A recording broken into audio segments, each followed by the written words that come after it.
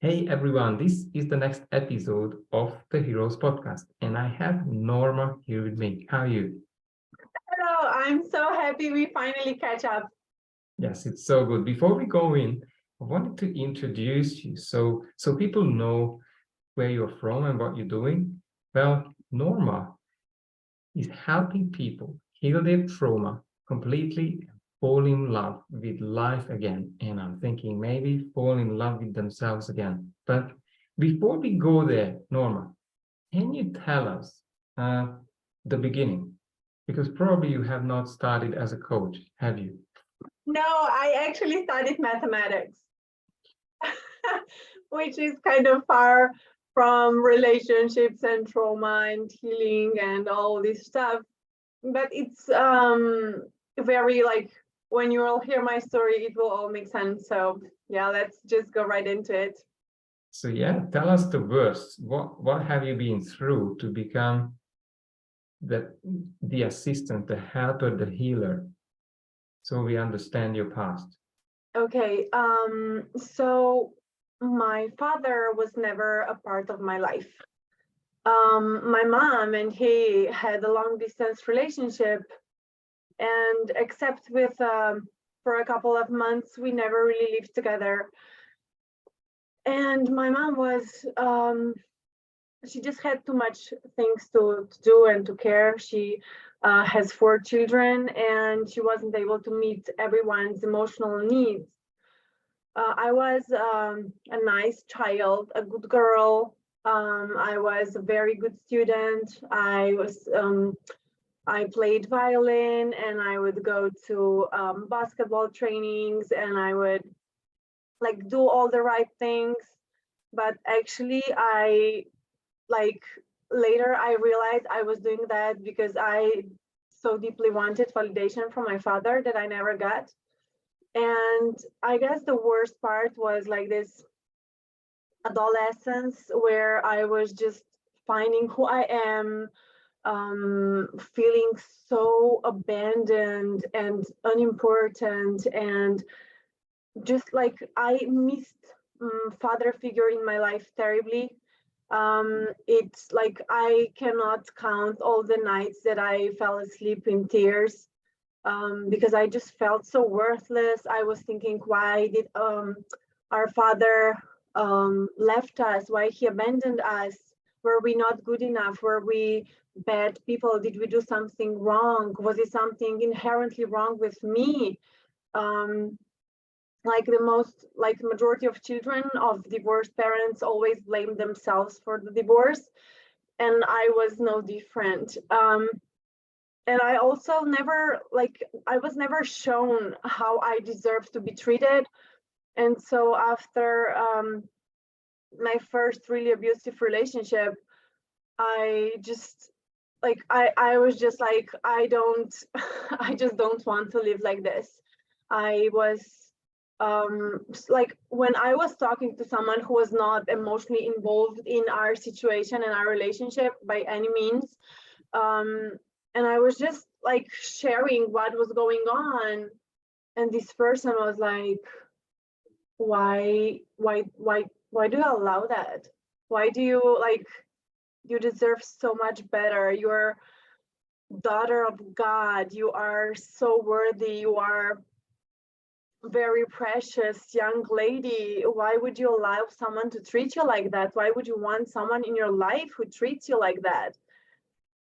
And I had no answers to those questions.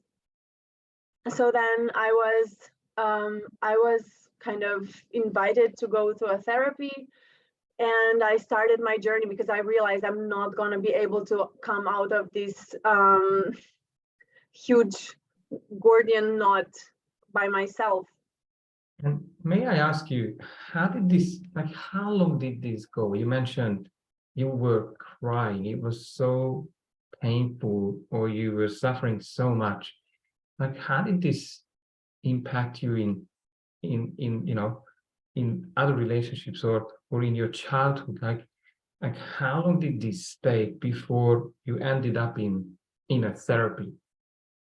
So I was like everyone who, like, especially in high school, it's where I changed the city where I grew up in. In high school, everyone would say I was always smiling and always like being the soul of the party and just always trying to help everyone and just like trying to be the best person I can be. But I was like, I had severe attachment issues. I would just attach myself, like I would be so emotional about someone who never expressed any interest in me whatsoever, and I would be completely heartbroken when like he wouldn't reply, or like I just had these huge ups and downs. But not many people knew about this because I was like, I'm in general, I'm a very cheerful person, and I really care about everyone feeling well and trying to help everyone. And I was tutoring a lot. I loved mathematics and chemistry and physics, the hardest subjects. And I was like countless hours I spent tutoring others who had issues with those. And I was just, I guess that's just part of me. I was so trying to be the best person I was able to be. And also my friendships were kind of impacted with my issues. I never was able to form really strong friendships.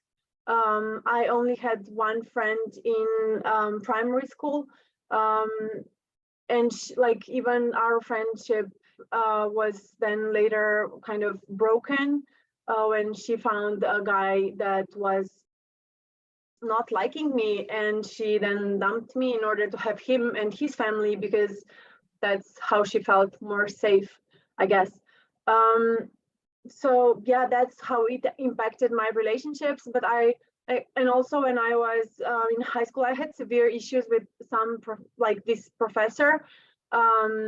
He would remind me of my stepfather, and on a very deep unconscious level, I wasn't aware of that like for a while, for a long while. And I just wouldn't be able to to pass an oral exam, or I would just have issues with those things.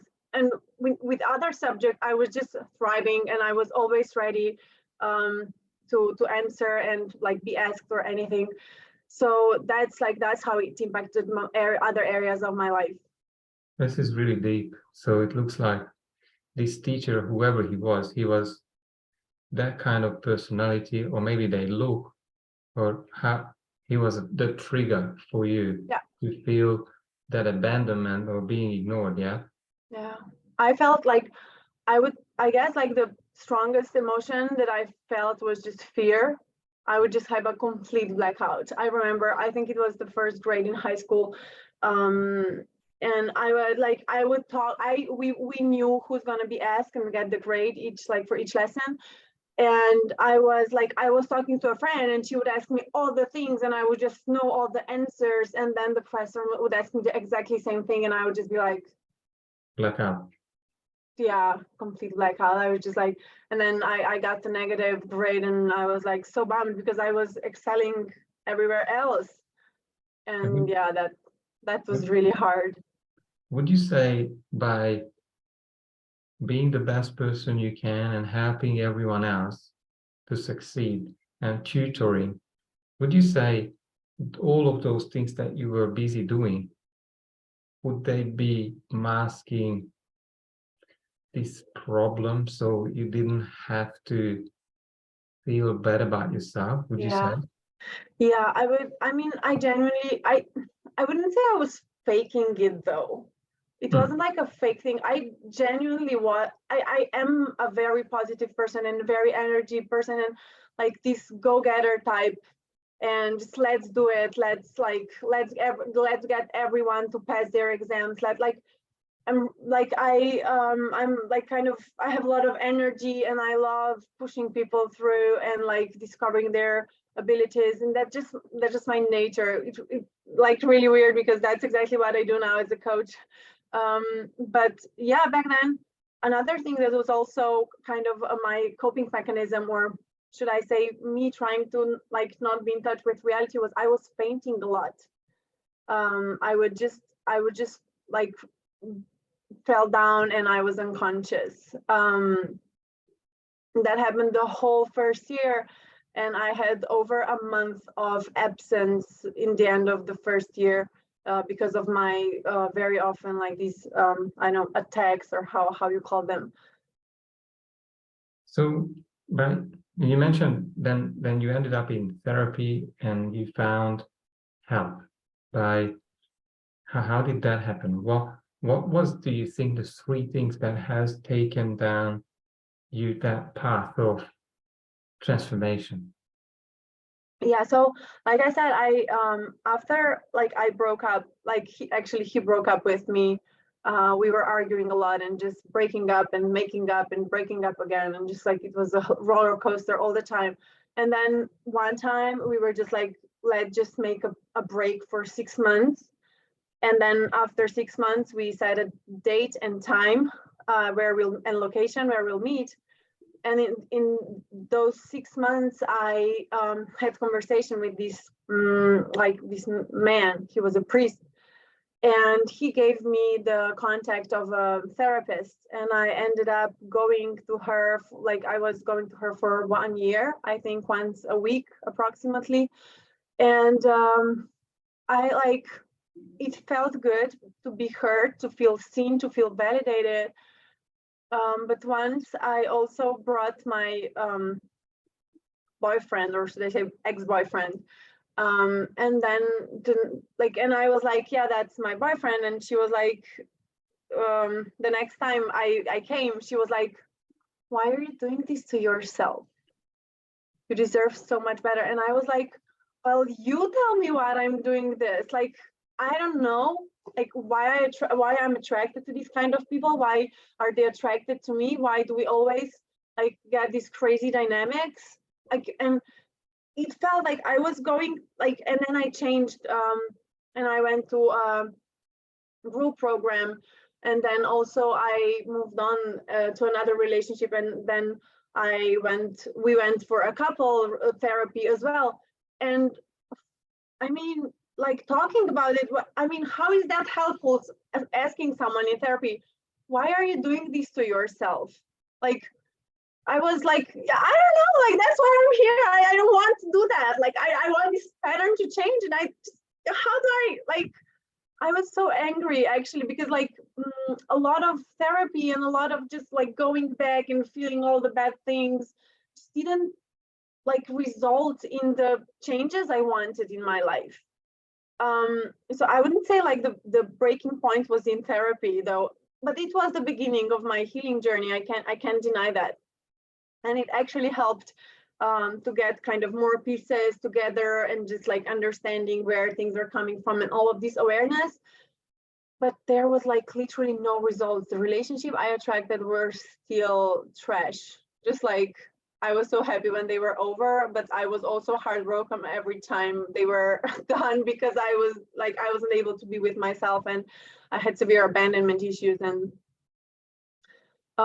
so what actually happened was, a lot of years later, after I kind of gave up on like being able to fix all these things, and I was already married and I had the baby and I was finishing my faculty, and I was kind of more in this area. So I'm just supposed to give this baby up at 11 months. That's like the standard in my country, Slovenia, and just find a job and like leave my baby with strangers. And I was just like not comfortable doing that, because I was just like the thought of leaving my baby with someone else caused me physical pain. And so I started like looking for another kind of alternative sources of income. And I came across this coaching thing, and I was like, oh, that sounds so much fun. And then I was kind of like, when you open yourself to the possibility and then like things start coming your way.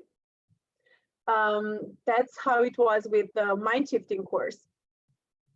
I was invited to a free Facebook group, and then the owner contacted me and said, would you like to try my amazing coaching method? And I was like, yeah, sure. And then he sent me the instructions, and I was like, meh. And then he contacted me again a couple of days later and was like, have you tried it? And I was like, no, I'll try it right now. And so I applied, that was problem shifting, and I applied it to my resentment I felt toward the professor that I really like disliked. And within a couple of minutes, my body was just empty. Before, I would try to study and kind of get myself ready to study and pass the exam and all this stuff. And I just felt like so much resistance in my body. And after I applied the method, it took me just a couple of minutes and my body was just empty. And it's nothing woo-woo, nothing very, I don't know, like it's nothing spiritual. It's like, it just like really just feeling your feelings. And I was like, I didn't understand how can this work so well. And I was just like, that's like the most profound thing, that the most like the so quick change and very deep result. It literally changed how I felt about the whole subject that I really hated in minutes. And I was like, wow. And it wasn't a thought thing. Like, it wasn't like, oh, just stop thinking like this is a bad person, my professor is boring, and just think, oh, he's so fun and this subject is so, it's not nothing like this, which is what we usually hear about, like, oh, just change your perspective or just change your thoughts. It's really just feeling the feelings. And I was just sold. And then during the course, then I experienced what I would call like the biggest shift of my life, was when we were practicing one method and I picked as a problem my abandonment issues. And like the other student performed the method on me. We were done within 20 minutes. And then like later, I just noticed how my life feels kind of more empty, more available, more kind of me being more in charge of what's going on in my life. And it wasn't until then that I understood how much energy abandonment was really sucking out of my life. How I was every morning when my husband would wake up to go to work, I would feel this kind of, he's leaving me and feeling abandoned, and then trying to kind of like dissociate from those feelings and sleep a little longer, or just focus on other things, or start scrolling on Facebook. And then after this abandonment thing was just gone, I just like, he left and I just didn't have the reaction in my body anymore. And I was like, this is so freeing. And I felt like I got like 4 hours per day back that I previously spent on kind of managing and just putting myself together to be able to kind of not fall apart and scatter. Yeah, that like the moment where I realized how much energy is available to me, how beautiful a day can be if you don't have to deal with these abandonment fears, and like just, it completely blew my mind. So it was a new sense of freedom from spending most of your day in this, Yeah. I would call it an anxiety, because obviously you played out the worst case scenarios of, someone who you love leaving you. Yeah. So obviously that has changed your life probably the biggest possible way. Did you decide to help others through the same methods, or how are you helping people these days? Yeah. So like I realized mind shifting is a powerful tool when I first applied it. And though it's so weird when I think about this, I wanted to initially become a therapist, even though I realized the therapy is not what really helps you. Which is kind of like, just the cognitive dissonance here. But I just didn't know anything that would help people more than therapy, even though the therapy wasn't the perfect thing. So I was like, when I found mind shifting, I was just done. That's it. Like, that's what I'm gonna do, because it's like, it's so helpful. And then after I started applying it to myself, and like initially we were just exchanging sessions between each other, I started it started to make sense how trauma works and what it really means to heal trauma, because there's a lot of people who talk about this now, which makes me very happy, because like I think that's like the most important thing to talk about if we want to improve the quality of life for like everyone living on this planet right now. But actually, like what people usually think healing is, they're just like they learn how to cope with emotions. For example, someone would say, oh, if you have abandonment issues, just like whenever your husband wakes up and goes to work, you just find something cozy and just snuggle it, and then like wait until the emotions are just gone, just calm yourself down. Or and that's coping. I think that's important thing, like to learn how to cope with life and all of that. But healing is going like deeper, just getting to the root of the issue and removing the root and removing the problem. So when next day my husband goes for work, I don't feel the need to snuggle with something soft. And that's the real healing. And people don't understand that. People think like, oh yeah, just go to nature more often, or oh, go to fitness more often, or oh, just like, I don't know, have all these things that makes you feel good and just do a lot of self-care, that's healing. And I'm like, not healing. Like healing is removing the issues, like the root issues. Everything else is just coping. And it just like, I mean, it's amazing if you can like recover from I know, a very stressful event in hours instead of days or weeks. That's like amazing improvement, but that's still just like improving your coping abilities. Healing, on the other hand, like not experiencing stress to the degree that you have to recover from, like at least not on a daily basis. Yeah, absolutely. I hear you, and I see and experience that sometimes people are spending, as you said, days or hours to cope with their own, I say, psychological issues or things from their past, and their mind has not come to any better solution. And that's where probably you are the person who could get to the root and create a shortcut to their new version, I sometimes say. And what would you say you're doing different, or what sort of therapy or what sort of tools are you using? Is it are you certified in it, or what is this wonderful shortcut to help other people? Yeah, it's called mind shifting. And if anyone's willing to learn it, I can like just like send me a message and I'll give you more information.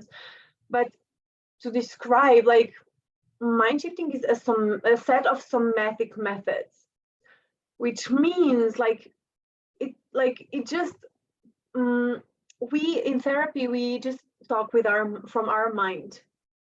We try to kind of, oh, I felt abandoned, okay, because my mom was emotionally unavailable, and then like this has the consequences that I now find emotionally unavailable partners, and like blah blah blah, everything just like from the neck upstairs. But where the emotional response really happens is in your body. You like when you're afraid, you feel the knot in your stomach, or you might feel your heart racing, or you might feel the pressure in your chest, or I don't know, like you can feel swelling of your legs. These are all body sensations, and this is what we put the most attention on in mind shifting. It's just like creating so much safety in sessions so that we allow and make space and invite all the emotions that were suppressed to come up. And then sometimes those emotions carry very uncomfortable or terrifying even sensations with themselves. For example, I've had complete upper body paralysis coming up. And the lady, she was a mom and she had a toddler, same age as my son. She was terrified. There was so much fear, and she was just crying like, I can't do this, it's so scary. And I was there just allow the sensation, just allow the sensation. It will pass. You are safe now. Nothing can happen to you. It's really just a sensation, I promise. And eventually, after a very long 10 minutes, maybe I guess the longest 10 minutes of her life, the sensations just calmed down. And the next week, she came and she was like, everything's different now. Everything is different. And I didn't even do anything. I didn't say to people, just treat me differently, but they just treat me differently. They respect me so much. They don't think I'm their girl for everything. They just send to make coffee or to I know, to stay and do the extra hours, or they just they treat me so differently. And I also notice myself, I'm so much more able to regulate my daughter, and when she has a tantrum, I can just stay present. And before, I would just kind of dissociate from my body, and I was like, that's the power of coming back home. And that's the thing that my clients say the most often, is that after each session, their bodies feel more like home. Amazing. And that's just so good. I love it. And who is your ideal client, or who is the person who really needs to reach out to you? Because, that's the kind of audience that you think you're helping. So I work a lot with sex abuse survivors. I'm also a sex abuse survivor myself. So I work a lot with victims of sexual abuse, because I think that's just the most profound. It's worse than physical or verbal or emotional, because it's just yeah, I think that's the deepest thing. And also there's a lot of women especially who were sexually abused, and they just carry it with themselves, and then these women have children, and they just carry the trauma down to their children. And another group of people that I also help a lot are young women who are stuck in a cycle of kind of unhelpful or toxic or unhealthy, whatever you want to call them, relationships. And these ladies want to get married and have a family, but they always find emotionally unavailable partners who are unreliable. And we just, doing this work, we find the root of all these issues, why you are attracted to this kind of mind, why are you attracted to narcissists, why are you attracted to workaholics. And then once we find the root in the body, why the charge, these sensations, and we allow them and we give them space and love and acceptance, they're gone. And so is the attraction to this wrong type of man.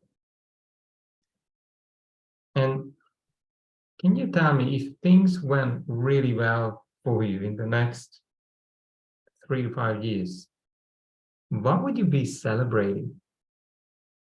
What would I be celebrating? Yeah. I just feel for every, at the moment, I only do one-on-one, because I can't really imagine holding space for people, even if they have the same issues. Everyone process things differently and have different emotional reaction and different sensation and needs different amount of time. But for every woman that I kind of notice, because that's usually the journey that we go through, it's I have all these issues. I feel unworthy if I don't have a boyfriend, and I only attract assholes, and I hate my parents and they are so blah blah blah. And then we start working on issues, and then they reach a point where life starts becoming good. The issues are kind of more or less gone, and then we can start building these their desires. We can go after what they want, creating the loving relationships, creating space for their ideas and things they want to come to fruition. And for every woman that achieves that transformation, I'm just so happy, and I celebrate every single one of them, even today, because we are breaking generational trauma one woman at a time.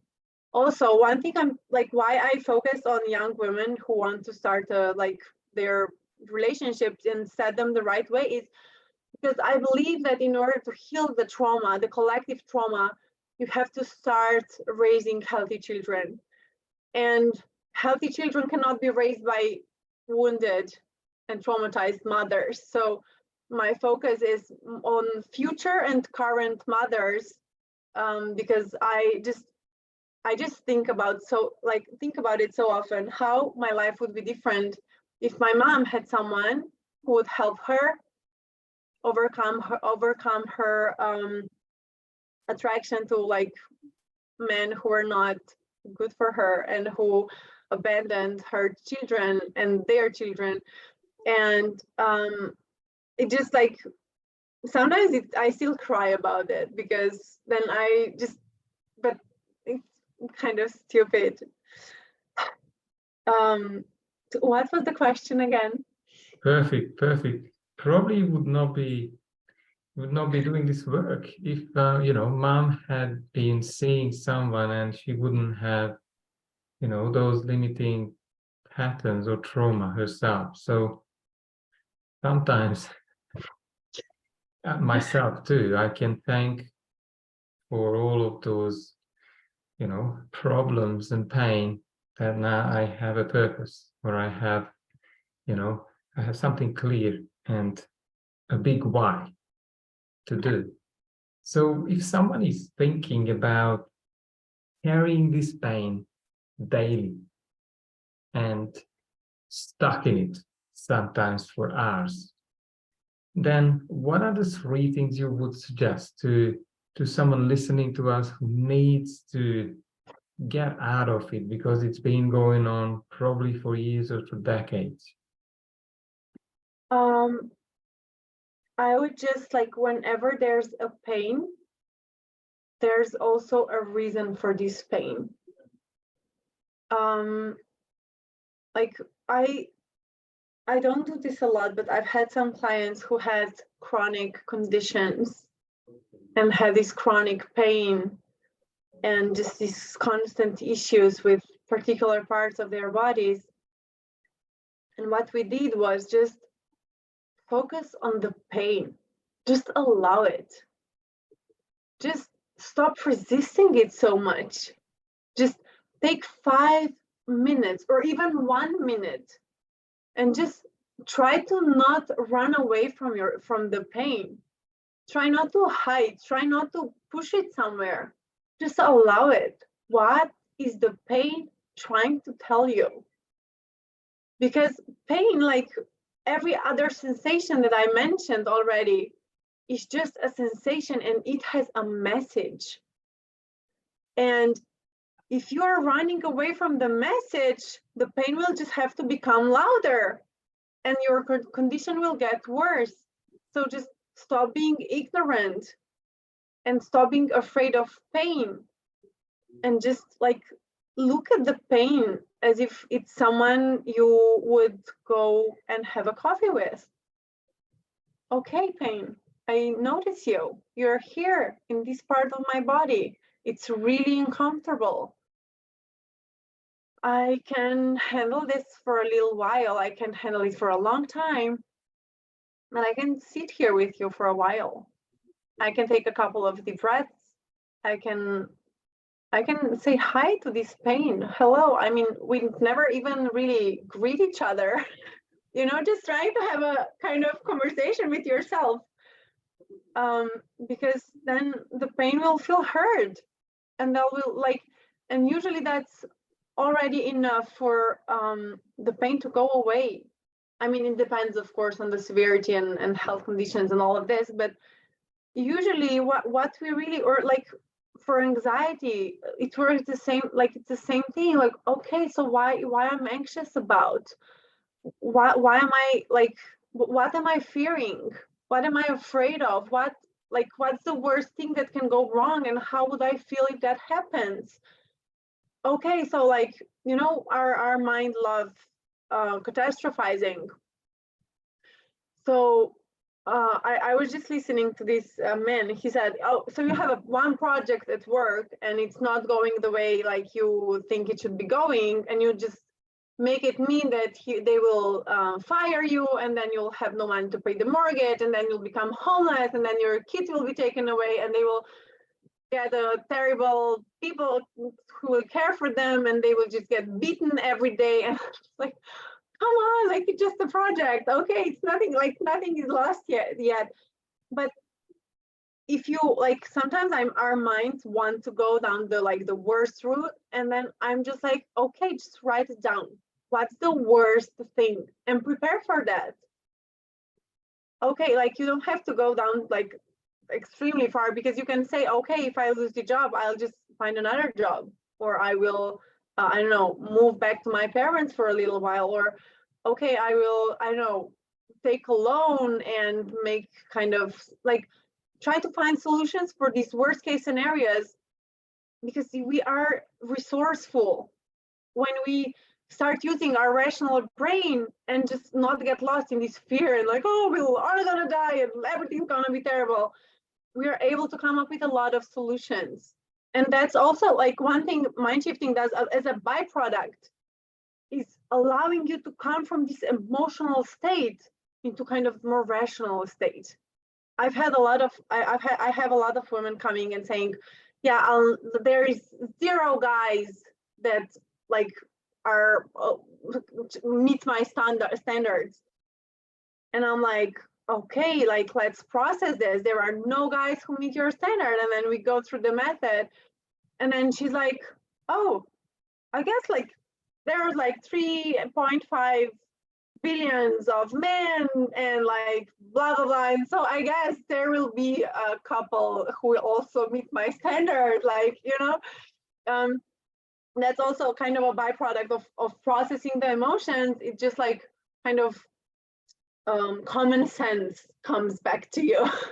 you literally lose common sense when you're under the spell of these heavy emotions that are so overwhelming, and just like go to all the area, like all the ways you don't want to go mentally.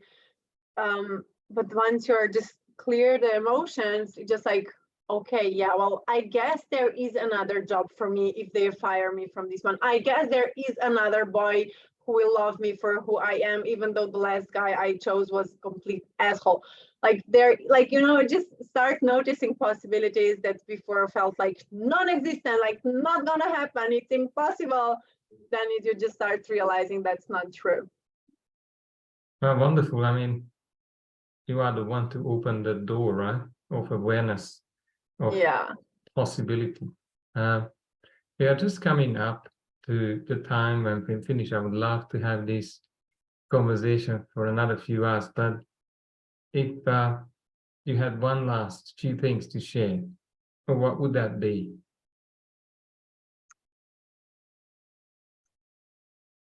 One last thing I would like to share is don't be afraid of your emotions. When I see like this with my toddler, it was never more obvious than now. Meeting your emotions is scary. It's terrifying. And like I'm a big fan of working with someone who can kind of lend you their nervous system, so you can like have this co-regulation thing, really experience the someone holding space for your emotions. But also, if like that's not what happened in your childhood, which for majority of us that's what did not happen, I would just like to tell everyone that emotions are not scary. I mean, they feel scary, and when you allow them and when you're on autopilot, general response is to just avoid them and try to kind of not feel them. But really, emotions are just messages. When we become in tune with our emotions, that's where we start noticing colors in our life that was just black and white and gray before. And just like So just, even if like you feel like you don't have a lot of trauma, or for a lot of men, they are numb and they feel that that's just how life is, I would just like to invite everyone to just allow themselves to feel. I know, just a little small thing, like it can be something really delicious, like a cup of coffee that smells really good. Just inhale the smell and just allow your body to feel how good it smells. Just really like come back in touch with your body. And if you want, like there are a lot of practices. I love just gently touching yourself, just kind of feeling your body. We so rarely are attentive to our bodies. Just like when you put on socks, like just do it gently, just notice your foot. Or when you are drinking a glass of water, just notice how it makes you feel after you drank it. It's really, I think like these kind of like baby steps are so important for us. And then once you like, if you go down that route, and you realize, oh, I can feel this, but I can feel that. I can feel sadness. When something that a lot of people describe as sad happens in my life, I don't feel anything. Then maybe it's time for you to reach out to someone to help you unlock your sadness and everything else that also might be locked together with the emotions. Because yeah, like you said, we could talk about this for hours. We just disconnected from ourselves when it was too painful for us to be able to handle it. And we have to learn to just realize just emotions. It's like nothing really scary. It just feels scary. Also about abandonment, one of my biggest revelations about abandonment is that I cannot be abandoned anymore. I can feel abandoned, but I cannot be abandoned because I'm not a hopeless little person dependent on my caregivers to feed me, to change me, to like move me, to entertain me. I can take care of myself now. So everything that has to do, that feels like abandonment, is just a sensation. It's just a memory. It's just a feeling. And feelings cannot hurt us. They just can't. They can just tell us how we feel, and that's like the only thing they do. And it just adds this amazing dimension of our life to be able to feel whatever we are feeling and then move on, just like children do. They are sad over something that terribly happened, and they come to you and they cry for 2 minutes, and they're like, okay, mom, I'll go play it, the next thing. That's how we were supposed to be doing with our emotions, just feeling them, allowing them to like go through all our bodies and just feel the sadness everywhere, and then process the sadness, and the sadness disappears by itself, and then move on with life. Wonderful. Well, ladies and gentlemen, Norma has told us how to overcome negative emotions. Thank you very much. And we'll share all your details under this video. Thanks for coming, and I hope to see you soon. Thank you for having me so much. Have a great day, everyone. Thanks.